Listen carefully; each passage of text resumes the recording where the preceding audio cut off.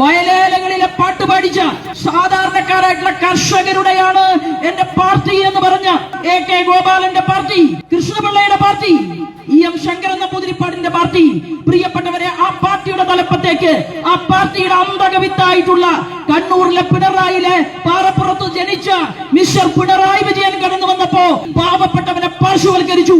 എന്തെങ്കിലും നേടിക്കൊടുക്കാൻ വേണ്ടി നിയമസഭയ്ക്കകത്ത് നാട്ടിൽ നിവർത്തി നിന്നുകൊണ്ട് സംസാരിച്ചതിന്റെ പേരിലാണോ ഇവിടെ ഒരു ഉപതെരഞ്ഞെടുപ്പ് ഉണ്ടായത്? ആണോ?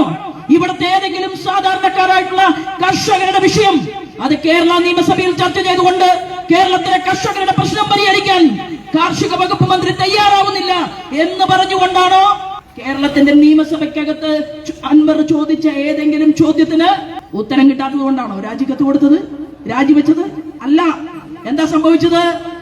പിണറായി വിജയന്റെ കഥകൾ, കേരള മുഖ്യമന്ത്രിയുടെ കഥകൾ കൃത്യമായി അറിയാമായിരുന്ന ശ്രീമാൻ അൻവർ അതിന് കൂട്ടുകിട്ടിയപ്പോ ആ സമയത്ത് അതെല്ലാം മൂടി വെച്ചുകൊണ്ട് കേരള മുഖ്യമന്ത്രിയോടൊപ്പം ഇടതുപക്ഷ ജനാധിപത്യ മുന്നണിയുടെ മന്ത്രിമാരോടൊപ്പം കഴിവും പ്രാപ്തിയുമുള്ള മന്ത്രിമാരെ, ആ സുധാകരൻ സാറിനെ വരെ വീട്ടിലിരുത്തിക്കൊണ്ട് ഈ കേരളത്തിൽ ചില കാര്യങ്ങളിൽ നയം മാറ്റം വരുത്തി. അതാണ് അൻവർ രാജിവെക്കാൻ കാരണം.